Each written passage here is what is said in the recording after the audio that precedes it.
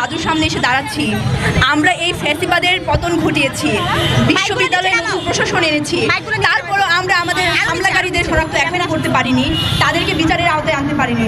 আমাদের মনে পড়ে সেই জুলাই বিপ্লবের কথা, সেখানে মেয়েরা প্রত্যেক দিন প্রত্যেকটা কর্মসূচি বাস্তবায়নে কীভাবে এগিয়ে এসেছে। আমরা রাতের পর রাত আমাদের হলের তালা ভেঙে ভেঙে আমরা আমাদের ভাইদের সাথে আমরা আন্দোলনে যোগদান করেছি। এবং এরই পরে আমরা যখন দেখেছি যে 15 জুলাই খুবই পরিকল্পিত একটা হামলা হলো, সেখানে আমরা মানে আমাদেরকে এত কঠোরভাবে আমাদেরকে পিটানো হলো, আমরা চিকিৎসা নিতে ঢামেকে গেলাম। সেখানে যাওয়ার পরেও এই সন্ত্রাসীরা 2 থেকে 3 বার হামলা করলো।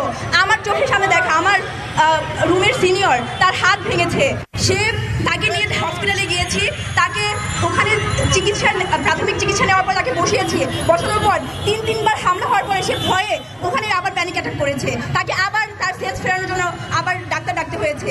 আমরা যে কিরকম বিভৎস একটা পরিস্থিতির মধ্য দিয়ে তখন গিয়েছি সেটা আমরা সারা দেশের মানুষ এটা জানে, মিডিয়া কাভারেজ তখন হয়েছে। কিন্তু এখন আমরা এই স্বাধীন বাংলাদেশে এসে আমাদের মনে হচ্ছে যে জুলাই বিপ্লবে আমাদের মেয়েদের যে অবদান, মেয়েদের যে এরকম নির্যাতিত হওয়ার যে চিত্রগুলো আমাদের চোখের সামনে যখন ভাসছিল, এগুলো এখন আমরা সবাই ভুলতে বসেছি। আমরা ঠিকঠাক আমাদের মনে হচ্ছে আমরা মিডিয়া কাভারেজ পাচ্ছি না। আমরা গত একটা নারী সমাবেশ করেছি বৃষ্টিতে ভিজে ভিজে, আমরা লজ্জিত যে আমরা ঢাকা বিশ্ববিদ্যালয়ের এই রাজু ভাস্কর্যের সামনে দাঁড়িয়ে চিৎকার করে করে আমাদের আহাজারি পৌঁছি, তারপর আমাদের বিশ্ববিদ্যালয় প্রশাসনের কানে যাচ্ছে না। এই সন্ত্রাসীরা যারা সেদিন 15 জুলাই এই মেয়েদের উপর হামলা করেছে, তারা এখন আবার ক্লাসে ফিরছে। এটা খুবই লজ্জার একটা ব্যাপার যে আমরা এখনো চুপ আছি, আমাদের বিশ্ববিদ্যালয় প্রশাসন এখনো আমাদের জন্য কোনো পদক্ষেপ নিচ্ছে না। আমরা অচিরেই বলতে চাই, আপনাদেরকে আমাদের চেয়ারে বসিয়েছি, আপনারা আমাদেরকে সেবা দিবেন। এই বিশ্ববিদ্যালয় স্বায়ত্তশাসিত বিশ্ববিদ্যালয় হওয়া সত্ত্বেও টুকাই লীগদেরকে আপনারা বিশ্ববিদ্যালয়ের ক্যাম্পাসে ঢুকার যে একটা এখতিয়ার আপনারা দিয়েছিলেন, সেই সব তো চলবেই না। অচিরেই এই সন্ত্রাসীদের, এই হামলাকারীদের ধরিয়ে দিতে হবে এবং এই প্রত্যেকজনের বিরুদ্ধে হামলার মামলা করতে হবে এবং উপযুক্ত শাস্তির বিধান করতে হবে। যদি না করা হয় আমরা কঠোর থেকে কঠোরতর হব। আমরা নারীরা এখন আর পিছিয়ে নেই, আমরা পিছিয়ে থাকবো না। আমাদেরকে অবলা ভাবার কোনো মানেই হয় না। খুবই লজ্জার ব্যাপার, আপনারা এখনো বুঝতে পারেন না যে আমরা রাত 12টার সময় ঘরের তালা ভেঙে বের হতে পারি, আমরা রাজপথে গুলির সামনে দাঁড়াতে পারি, আমরা শহীদ হতে পারি, আমরা রক্ত ঝরাতে পারি, আমরা আমাদের ভাইদেরকে শিল্ড হয়ে আমরা তাদেরকে প্রোটেক্ট করতে পারি।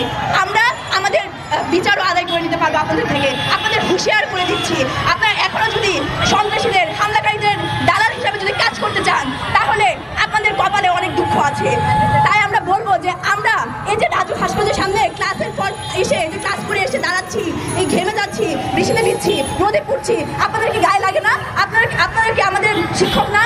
আমরা হচ্ছে এইভাবে আমাদের আহাজারিকে আপনারা দেখেন না? আপনারা অচিরে এই হামলাকারীদের ফুটেজ দেখে ধরে ধরে তাদেরকে বিচারের আওতায় আনুন। আমরা আপনাদের যথাযুক্ত সম্মান দেখাবো আপনাদের প্রতি। ধন্যবাদ। এই বিক্ষোভ সমাবেশের উদ্দেশ্য হচ্ছে জুলাই বিপ্লবে আপনারা এখানে যারাই আছেন সকলে জুলাই বিপ্লবের সম্মুখ সাক্ষী। আপনারা দেখেছেন যে জুলাই বিপ্লবে নারীদের উপর কিভাবে হামলা অত্যাচার চালানো হয়েছে। সেই হামলা এবং অত্যাচারের প্রতিবাদে আমরা আজকে এখানে বিক্ষোভ সমাবেশে এসেছি। আপনারা জানেন যে 17 জুলাই যখন ঢাকা বিশ্ববিদ্যালয়ের শিক্ষার্থীদেরকে হল ছাড়তে বাধ্য করা হয়, এরপরেই কিন্তু মূলত বেসরকারি বিশ্ববিদ্যালয়ের শিক্ষার্থীরা রাজপথে নেমে আসে এবং তারা তাদের ভাইয়ের বোনের রক্তের সাথে যাতে কোনো ধরনের অন্যায় না হয় সে কারণেই কিন্তু রাজপথে সেদিনের পর থেকে তুমুল বেগে, তুমুল ঝড়ে তারা রাজপথে নেমে আসে এবং এই রাজপথে তারা নামার পরবর্তীতে সে সকল ভাইদের উপর, সে সকল বোনদের উপর যে ধরনের অত্যাচার, আক্রমণ, নির্যাতন এবং হুমকির সম্মুখীন হতে হয় সেটা আপনাদের কারোই অজানা নয়। স্থানীয় প্রশাসন, ছাত্রলীগ এবং টোকাই লীগের দ্বারা তাদের উপর লাঠি দ্বারা আক্রমণ করা হয়, তাদেরকে হুমকির সম্মুখীন হতে হয় এবং তাদের মধ্যে অনেককে অ্যারেস্ট হতে হয়। আপনারা সকলে এইসবের সম্মুখ প্রদর্শনকারী। আমরা চাই ফ্যাসিস্ট সরকারের হয়ে যে সকল মানুষ, যে সকল আমলাতন্ত্রের মানুষ এইসব হামলার সাথে প্রত্যক্ষ এবং পরোক্ষভাবে জড়িত ছিল, তাদের সকলের দৃষ্টান্তমূলক শাস্তি আমরা যাতে দেখতে পাই সেটাই আমাদের চাওয়া। কেননা আমরা চাই না পরবর্তীতে যদি কেউ এই ধরনের ঘটনা ঘটানোর সাহস করে, তারা যাতে এই ধরনের ঘটনা ঘটাতে না পারে এবং তাদের জন্য যাতে এখন যদি শাস্তি নিশ্চিত করা হয় যারা এই ধরনের ঘটনার সাথে যুক্ত ছিল, এই শাস্তিটা যাতে পুরো বাংলাদেশের মানুষের কাছে, পুরো জনগণের কাছে, ছাত্র জনতার কাছে এই জিনিসটা যাতে দৃষ্টান্তমূলক আমি বিনীতভাবে অনুরোধ করছি যে আপনাদের সকলের কাছে যে ধরনের ডকুমেন্টস আছে অত্যাচারের, নারীদের উপর অত্যাচার করার, নারীদের উপর হামলা করার, এবং যে সকল নারীরা আমাদের মতো আমরা যারা হুমকির সম্মুখীন হয়েছি, অত্যাচারের সম্মুখীন হয়েছি, টোকাই লীগের আক্রমণের সম্মুখীন হয়েছি, আমাদের মতো নারীদের থেকে আপনারা ডকুমেন্টস কালেক্ট করুন, আপনারা সেগুলো নিয়ে কথা বলুন। আপনারা আমাদের ভাই, আপনারা আমাদের সহযোদ্ধা, আমরা আপনাদেরকে এখন চাই। এবং একই সাথে আমরা চাই যে প্রশাসন এর দৃষ্টান্তমূলক শাস্তি নেয়, প্রশাসন যাতে কোনো ধরনের অবহেলা না করে, প্রশাসন যাতে, এই যে এতদিন হয়ে গেল আমরা কিন্তু এখনো প্রশাসনের দৃষ্টান্তমূলক কোনো পদক্ষেপ দেখতে পাচ্ছি না। তাই আমরা আপনাদের কাছে অনুরোধ করছি এবং একই সাথে প্রশাসনের কাছে অনুরোধ করছি যে আপনারা নারীদের উপর যে হামলা হয়েছে সেটার বিরুদ্ধে আমাদের বাংলাদেশের মানুষের কাছে এটা সবচেয়ে লজ্জাজনক, দুঃখজনক যে এই জুলাই বিপ্লবের পরে, 5ই আগস্টের গণঅভ্যুত্থানের পরে আজ প্রায় 2 মাস হয়ে যাচ্ছে, এখন আমাদের নারীদেরকে তাদের উপর নির্যাতনকারীদের বিচারের দাবিতে এখনো রাজপথে নামতে হচ্ছে। তাহলে আমরা দেশকে কি স্বাধীন করলাম? দেশের অন্তর্বর্তীকালীন সরকার, বিশ্ববিদ্যালয় প্রশাসন কি করছে? এখনো বিশ্ববিদ্যালয় প্রশাসন এখন পর্যন্ত, সেদিন 15 জুলাই ঢাকা বিশ্ববিদ্যালয়ের শিক্ষার্থীদের উপর যে ন্যাক্কারজনক হামলার ঘটনা ঘটেছে, নারীদের উপর যেভাবে অমানবিকভাবে নির্যাতন করা হয়েছে, সেই নির্যাতনকারীদের চিহ্নিত করতে ব্যর্থ হয়েছে। বিশ্ববিদ্যালয় প্রশাসনকে দেখছি তারা বিভিন্ন ধরনের কাজ করছে, কিন্তু তাদের এই ক্যাম্পাসে যেভাবে নৃশংসভাবে আমাদের বোনদেরকে মাটিতে ফেলে পিটানো হয়েছে, সেই হামলাকারীদের, সেই নির্যাতনকারীদের এখন পর্যন্ত চিহ্নিত করে একটি মামলা দায়ের করতে পারে নাই। বিশ্ববিদ্যালয় প্রশাসন ব্যর্থ হয়েছে নারীদের উপর নির্যাতনের বিরুদ্ধে ব্যবস্থা নিতে। তাদেরকে আমরা বলবো, সন্ত্রাসীদেরকে চিহ্নিত করুন। আমাদের বোনেরা এখানে দাঁড়িয়েছে, আমরা তাদের সাথে বৈষম্য বিরোধী ছাত্র আন্দোলনের পক্ষ থেকে আমরা তাদের সাথে সংহতি জানাচ্ছি যে যারা হামলার সাথে জড়িত, যারা সেদিন লাঠিসোঁটা নিয়ে এই ক্যাম্পাসে আমাদের বোনদের উপর হামলা করেছে, তাদের সাথে আমরা কেউ ক্লাস করতে প্রস্তুত না। যদি বিশ্ববিদ্যালয় প্রশাসন অতি দ্রুত ব্যবস্থা না নেয়, তাহলে ঢাকা বিশ্ববিদ্যালয়ের শিক্ষার্থীরা সিদ্ধান্ত নেবে তারা কি হামলাকারীদের সাথে, সন্ত্রাসীদের সাথে ক্লাস করবে নাকি করবে না।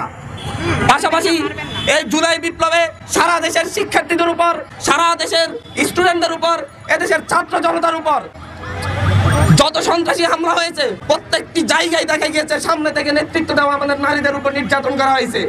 পুলিশ প্রশাসন সহ বিভিন্ন আইন শৃঙ্খলা বাহিনীকে দেখা গিয়েছে নারীদের উপর ন্যাক্কারজনকভাবে নারীদেরকে টাচ করেছে। তাদেরকে চিহ্নিত করতে হবে। প্রত্যেকটা বিষয় ক্যামেরায় আছে। একটা কমিশন গঠন করে অবিলম্বে নারী নির্যাতনকারীদের, এই জুলাই বিপ্লবে যারা নারী নির্যাতনের সাথে জড়িত, তাদেরকে চিহ্নিত করে অবিলম্বে বিচারের আওতায় আনতে হবে।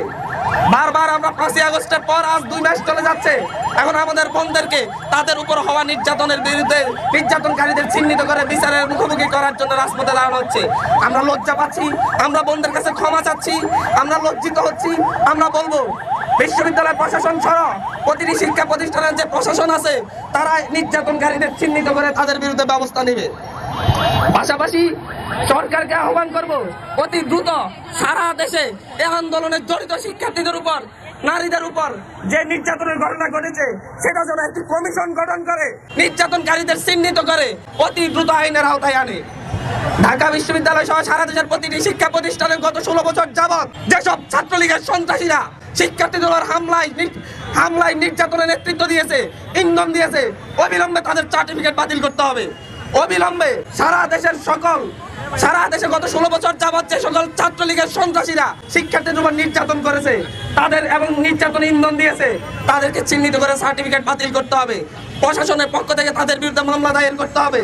আমি এই দাবি জানাচ্ছি আমাদের বোনদের আন্দোলনের প্রতি, বৈষম্য বিরোধী ছাত্র আন্দোলনের পক্ষ থেকে সংহতি জানাচ্ছি। 15 জুলাই যে নৃশংস বর্বরতারা আমাদের দেখিয়েছে, ছাত্রলীগ নামে টোকাই লীগ, আপনারা বলেন টোকাই লীগ, কিন্তু আমি বলবো খুনি লীগ। কারণ তারা যেভাবে টার্গেট করে একবারে টার্গেট করে মাথায় মেরেছে, একবারে গুলি বের হয়ে গেছে, তারপর রড দিয়ে মেরেছে। তা আপনারা কিভাবে তাদেরকে ছাত্রলীগ বা টোকাই লীগ বলেন? আমি তাদেরকে বলবো খুনি লীগ, সন্ত্রাস লীগ। তারা এখনো বুকুচো করে আমাদের সাথে ক্লাস করতে আসে।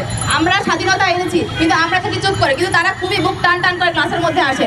আমাদের যে প্রোটেকশন দিয়েছিল আমাদের নারী শিক্ষকরা, তারাও এত বছর ধরে লাঞ্ছনার শিকার, এবং তারাও যখন আমাদের সাথে কাজ করতে এসেছিল, তারাও যখন আমাদেরকে রক্ষা করতে এসেছিল, সেই নারী শিক্ষকদের উপরে দেওয়া হামলা করে সেটাকে আমরা ভুলে গেছি। যদি দোষ দিতে হয়, আমার সামনে যে মিডিয়া কর্মীরা আছেন তাদেরও কিন্তু দোষটা দিতে হয়, আপনাদের ভালোও কিন্তু দোষটা যায়। সেই যে ঘটনার যে ফুটেজগুলো, সেটা কি আপনাদের কাছে নেই? আপনারা কি তাদের ভরিয়ে দিতে পারেন না? আপনাদের কাছে কিন্তু ফুটেজটা বেশি আছে। তারপর যদি আসি, তারপর আমাদের কলেজে তার উপর যে গড়গড়টা হয় ঘাড়ে নখে, আর প্রত্যেকটা শরীরের প্রত্যেকটা জায়গায় নখের আঁচড়ের দাগ, রডের যে আঁচড় সেটারও দাগ। তো তারা যে আন্দোলন নামবে, কেন নামবে? আর তাদের যে ছাত্রলীগ করতে গিয়ে এসব বর্বরতা, সেটা কি এখন আমরা চুপ করে দেখবো? এই স্বাধীন দেশে সবকিছুই বদলায়। এখন তো আমার মনে হচ্ছে একটা ফেসবুকে একটা পোস্ট দেখলাম যে রুটি বানানোর থেকে মেয়েদের লাঠি চালানো শেখানো বেশি জরুরি। তো আমরা কি হাতে লাঠি তুলে কি আবার নিব? এখনো যদি স্বাধীন দেশে বিচারটা না পাই আমাদের নারী শিক্ষার্থীদের জন্য, তাহলে সেটা আমাদের তো এই দেশে খুবই লজ্জার। কারণ এখনো কিন্তু রক্তের দাগ শুকানে। ঢাকা বিশ্ববিদ্যালয়ে জায়গায় জায়গায় দেওয়ালে কিন্তু এখনো রক্তের দাগটা আছে। আগে যেমন আমরা অবহেলিত ছিলাম, আগে যেমন আমাদের হচ্ছে বিচারের জন্য দাঁড়ে দাঁড়িয়ে ঘুরতে হয়েছে, ঠিক তেমনি ভাবে আজকেও আমাদের বিচারের জন্য রাজুতে দাঁড়াতে হয়েছে।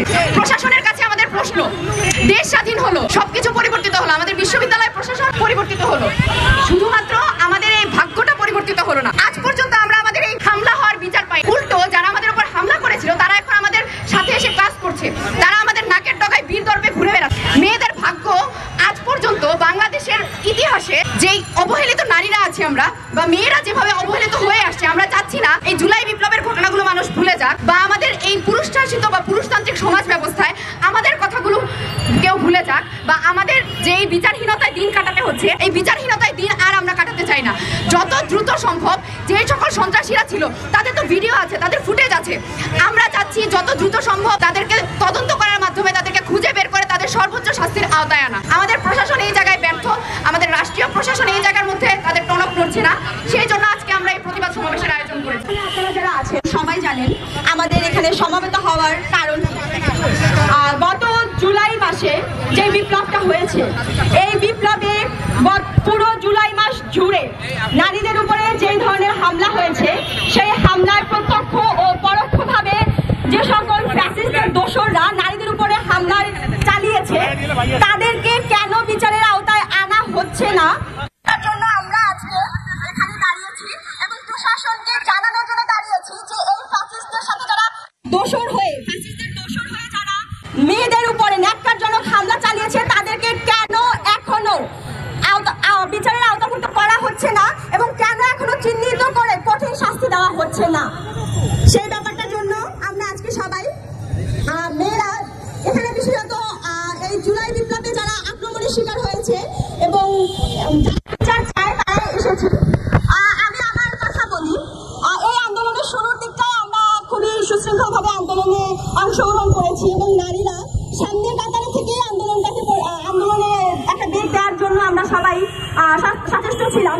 সেই জায়গায় আপনারা দেখেছেন আমরা বিভিন্ন জায়গায় পুলিশের বাধা অতিক্রম করে বা কোনো জায়গায় আমাদের পথ আটকানো হয়েছে, সেখানে আমরা মেয়েরা সামনে থেকে একটা আন্দোলনকে, একটা মিছিলকে অগ্রসর করার জন্য সামনে থেকেছি, যাতে আমাদের ভাইয়েরা সুরক্ষিত থাকে।